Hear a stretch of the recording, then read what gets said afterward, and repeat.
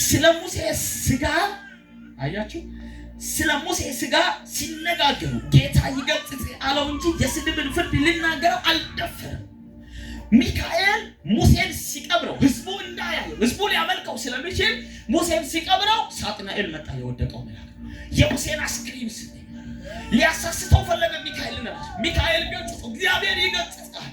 ሰይጣን ደግሞ የሚመለክበትን መንገድ ያውቃል። ለእግዚአብሔር የሆነውን አምልኮ ለራሱ ማድረግን ያውቅበታል። ስለዚህ በእስራኤላውያን ዘንድ ምን አይነት አስተሳሰብ አለ? ሁለት አይነት አስተሳሰብ። ኤልያስንም እግዚአብሔር ጥሎታል፣ ሙሴንም እግዚአብሔር ጥሎታል የሚል አስተሳሰብ አላቸው።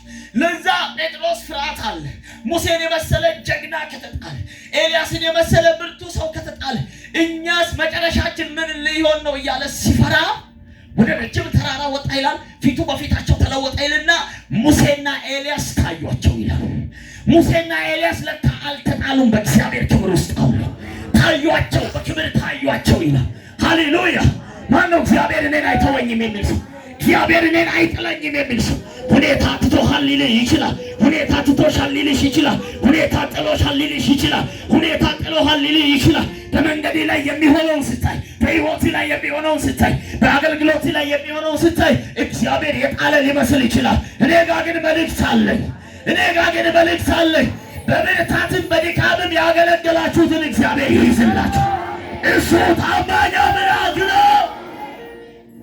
ቀኝ እጆቻችሁ ወደ ላይ ከፍ አድርጉ። አንድ ቦታ ደግሞ አወራለሁ አለኝ ደቂቃ። ቀኝ እጆቻችሁ ወደ ላይ ከፍ አድርጉ። ጠላቴ ሆይ ስማ በሉስ። ተናገሩ። ጠላቴ ሆይ ስማ በሉ። የኔ መጨረሻ በሉስ። መጣል አይሆንም በሉ። እግዚአብሔር አይጥለኝም በሉ። እግዚአብሔር አይተወኝም በሉ። ልናገር ወይ ውርደትህን የሚጠብቁ ክብርህን ያያል። ውርደትሽን የሚጠብቁ ክብርሽን ያያል። መጣልሽን የሚጠብቁ መነሳትሽን ያያል። መክበርሽን ያያሉ። እንኳን በብርታቴ በድካሜ ኢየሱስ ያልኩትን የሚይዝልኝ አባት አለ። አሜን። እንኳን የበረታው ቀን የወደቅኩ ቀን የጠራሁትን የሚይዝልኝ አምላክ አለ። አልወድቅም የሚል ሰው አለ። የያዘኝ እጅ ብርቱ ነው የሚል፣ የያዘኝ እጅ የታመነ ነው የሚል ሰው ሃሌሉያ። ዝም ብሎ አይደለም የያዘኝ፣ በተወጋው እጁ ነው የያዘኝ፣ በደማው እጁ ነው የያዘኝ፣ በአዲሱ ኪዳን ነው የያዘኝ፣ በመስቀሉ ሞት ነው የያዘኝ። በኢየሱስም እንደዚህ ብዬ እናገራለሁ፣ የውሸት ስብከት ከዙሪያችሁ ላይ የተመታ ይሁን። በኢየሱስም የተመታታ ይሁን። አይጥለኝም። አይጥለኝም። ማንን እንደጣለ አይጥለኝ። ማንን እንደተወ እኔን ይተወኝ። አይተወኝም። የታመነ አባት አለ። ምናልባት እንደ ጴጥሮስ ጥርጥር ውስጥ ያላችሁ ሰዎች አትፍሩ። አትፍሪ ይልሻል።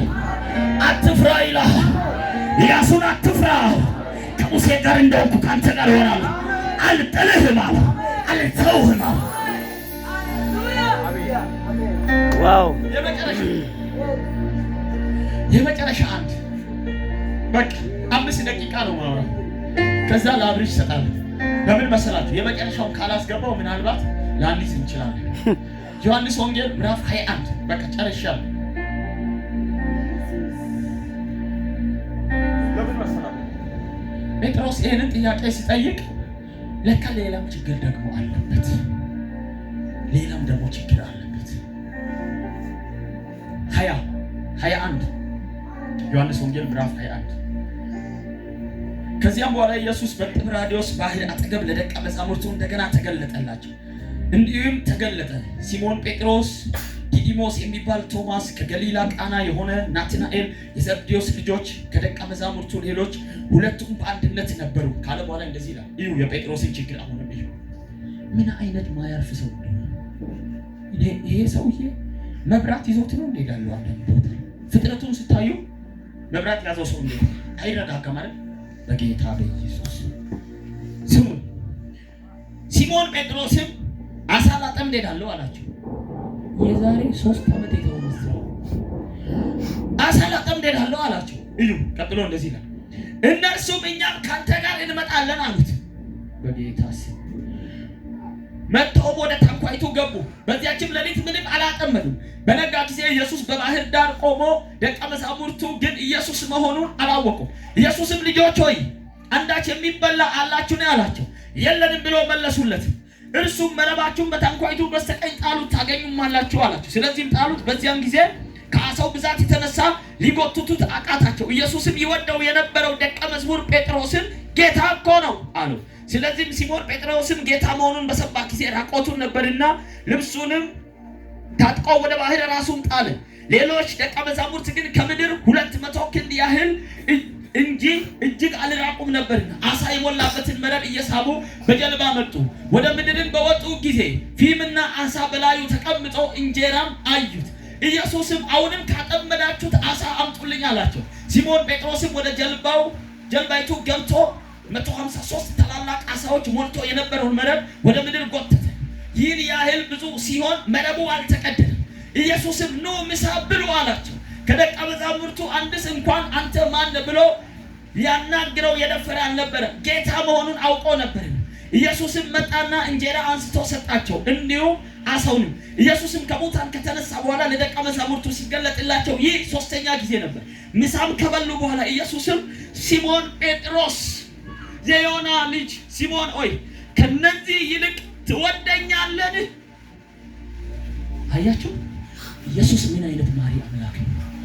ምን አይነት ማሪ አምላክ! መጀመሪያ ኢየሱስ የተያዘ ቀን 3 ጊዜ ክዶታ። ስንት ጊዜ? 3 ጊዜ በሉስ። 3 ጊዜ። አሁን ደግሞ እዚህ ቦታ ላይ ብቻውን አይደለም የካደው፣ ባይ ህዝብ ነው ያስካደው። ህዝብ አሳላ ጠምደዳለው። ምክንያቱም ኢየሱስ ከሙታን ከተነሳ በኋላ እንደ በፊቱ ከነሱ ጋር አይገባም፣ አይወጣም፣ አይበላም፣ አይቀመጥም። ይታያል። በተዘጋ ቤቱ ሰላም ለእናንተ ይሁን እያለ ይመጣል፣ ከዛ ይጠፋል። ጴጥሮስ የፈራውት ሆነ። ይሄ ሰውዬ እንደዚህ በሳምንት አንዴ የሚገለጥ ከሆነ አያዋጣም።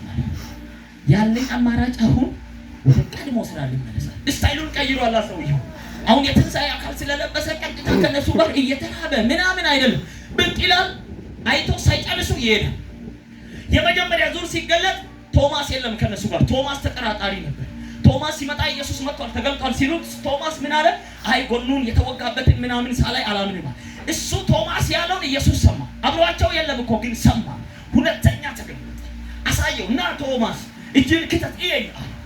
ከዛ በኋላም ጠፋባቸው። ጴጥሮስ እንደዚህ አለ፣ ይሄ ሰውዬ እንደዚህ የሚሆን ከሆነ አያዋጣም።